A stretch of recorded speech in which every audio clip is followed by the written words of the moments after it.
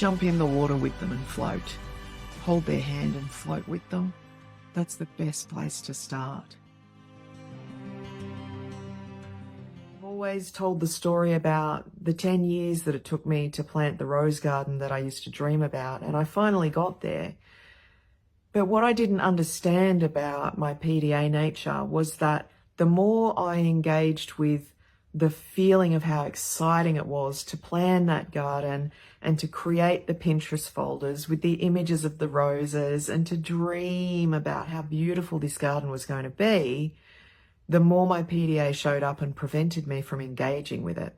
That's because we often don't realize that any type of escalation can be perceived as dysregulation for the nervous system.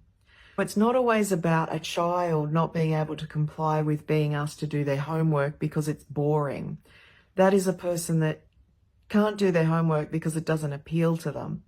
For somebody who wants to, as an example, plant a rose garden and they're excited about it and happy about it and really want this for themselves, it's super challenging to figure out why they can't do it. Again, the nervous system does not discern between joy, happiness, anger, excitement, any form of escalation above their typical level of equilibrium or their base foundation state of being is going to be perceived as a threat. This is the nature of PDA.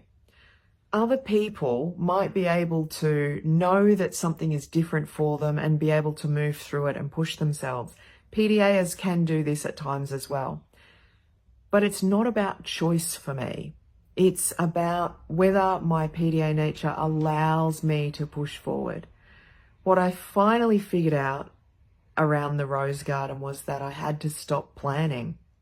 I had to stop longing for it and feeling frustrated with my PDA nature. I had to stop going into Pinterest and looking at rose gardens.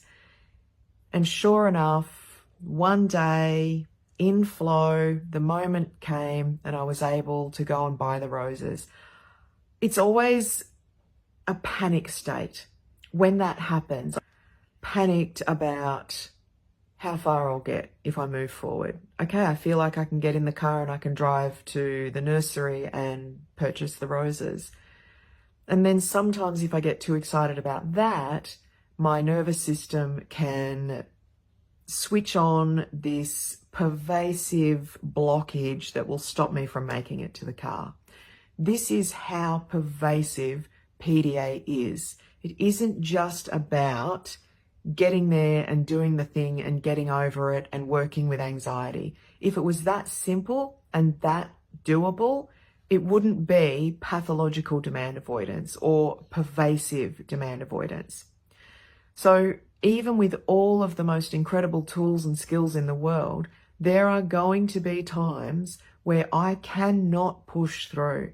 It feels like this invisible brick wall that nobody else can see.